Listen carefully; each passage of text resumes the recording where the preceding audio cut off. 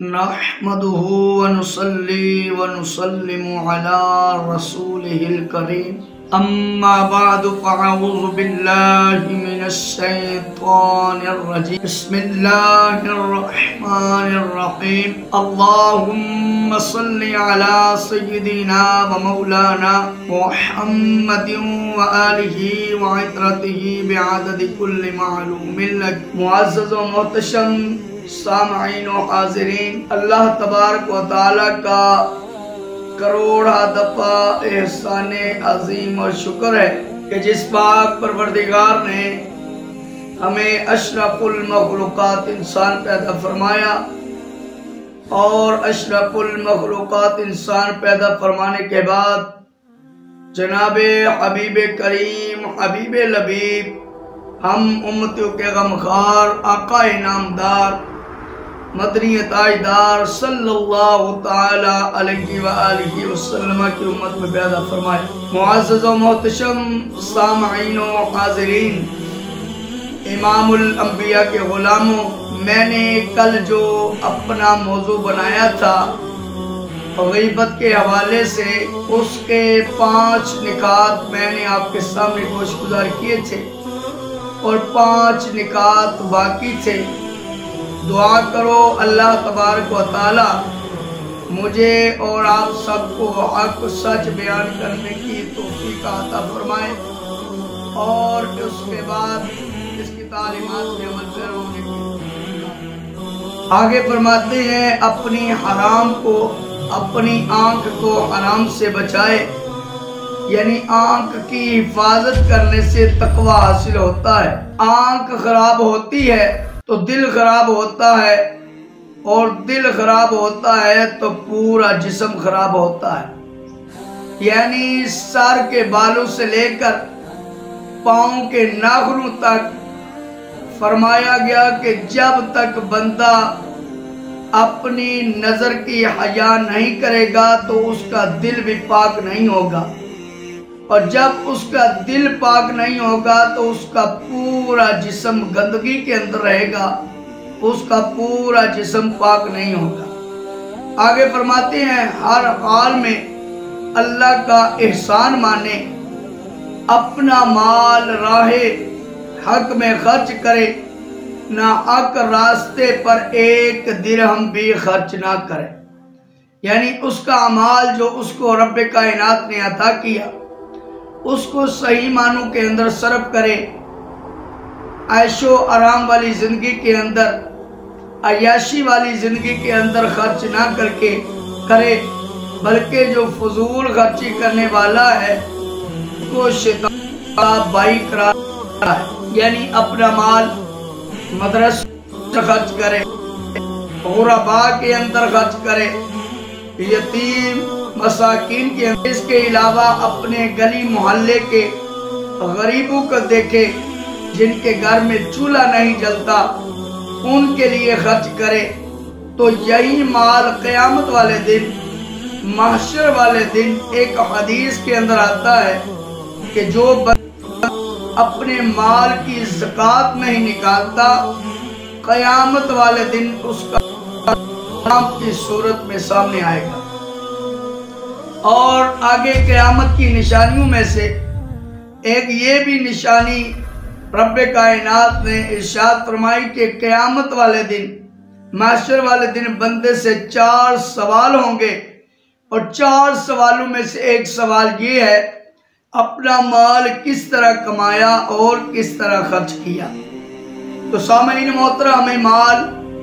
صحیح طریقے کے ساتھ خرچ کرنا چاہیے، رب کائنات کا شکر ادا کرنا چاہیے کہ اس نے ہمیں مال سے نوازا، ہمیں مال عطا کیا، ہم اس مال کو اچھے طریقے کے ساتھ خرچ کریں۔ آگے فرماتے ہیں نفس کے لیے بڑائی یا بلندی کبھی نہ چاہے اور نمازوں کی حفاظت کرے۔ نمازوں کی حفاظت نہیں کرتا تو باقی سارے عمل اس کے پاس ہے، تو وہ متقی کیسے بن سکتا ہے؟ یعنی ایک بندہ نمازوں کی حفاظت نہیں کرتا، چاہے غریبوں کے اندر بانٹے، چاہے وہ یتیموں کے اندر بانٹے، چاہے وہ دن اور رات صدقہ خیرات کرے، چاہے وہ گلی محلوں کے اندر دے، جب تک وہ نماز نہیں پڑھے گا اس وقت تک اس کے باقی اعمال بھی بیکار ہیں، یعنی وہ متقی نہیں بن سکتا، پرہیزگار نہیں بن سکتا۔ اگر وہ سخاوتیں کرتا ہے، اگر غریبوں کا خیال رکھتا ہے، یتیموں بیواؤں کا سہارا بنتا ہے، تو اس کو نماز کرے گی۔ جب تک وہ نماز نہیں کرے گا اس کا کوئی بھی عمل قابل قبول نہیں ہے، کیونکہ حدیثوں کے اندر بھی آیا الصلاۃ معراج المؤمنین، الصلاۃ عماد الدین، نماز مومن کی معراج ہے، نماز دین کا ستون ہے۔ حضرت شیخ علی الرحمہ فرماتے ہیں کہ عقیدوں کی صحت کا خیال رکھے، اپنے عقیدے اور نظریات کو خوبصورت رکھے۔ نظریات کا عکس اعمال پر ہوتا ہے، اگر نظریات اچھے نہیں ہیں تو اعمال بھی اچھے نہیں ہیں، یعنی ہمارا نظریہ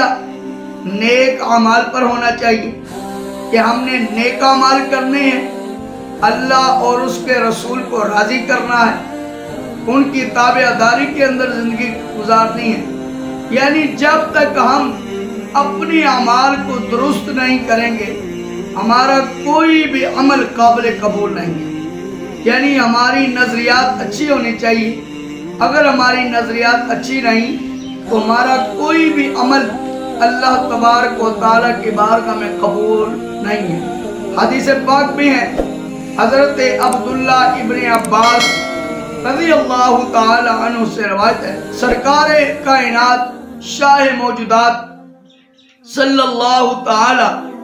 علیہ وآلہ وسلم نے شب معراج جہنم میں کچھ ایسے لوگ دیکھے جو مردار کھا رہے تھے۔ استفسار فرمایا، یعنی پوچھا اے جبرائیل علیہ السلام یہ کون لوگ ہیں؟ عرض کی یہ وہ لوگ ہیں جو مردار کھاتے تھے، یعنی غیبتیں کرتے تھے، یعنی لوگوں کی جگہ جگہ پر بیٹھ کر غیبتیں کرتے تھے، ان کے عیبوں کو اچھالتے تھے۔ رب کائنات نے ارشاد فرمایا تم دنیا میں کسی کے عیبوں پر پردہ ڈالو، کل قیامت والے دن، محشر والے دن میں تمہارے عیبوں پر پردہ ڈالو۔ آج ہمارے معاشرے کے اندر یہ برائی بہت زیادہ پائی جا رہی ہے، ہماری محافل کے اندر، ہماری مجلسوں کے اندر، ہماری دکانوں کے اندر، ہمارے گھروں کے اندر، ہمارے بازاروں کے اندر، اور بالخصوص جو بالکل تسکین والی جگہ ہے یعنی ہماری مساجد کے اندر بھی لوگوں کے عیبوں کو اچھالا جاتا ہے۔ تو سامعین محترم، امام الانبیاء کو غلاموں، میں نے آپ کے سامنے 10 نکات پیش کیے، یعنی اپنا اعمال نامہ درست کرنا چاہیے،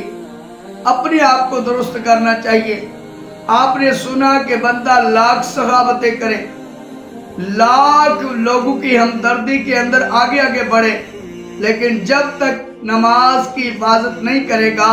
اس کا کوئی بھی عمل قابل قبول نہیں ہے، کیونکہ قرآن پاک کے اندر 700 مرتبہ نماز کا ذکر فرمایا گیا۔ اے ایمان والو نماز قائم کرو، اے ایمان والو نماز قائم کرو۔ تو آج کے سبق سے یہ پتہ چلا کہ ہم نے اگر سخاوت کرنی ہے تو نماز بھی پڑھنی ہے، اگر ہم نے غریبوں کی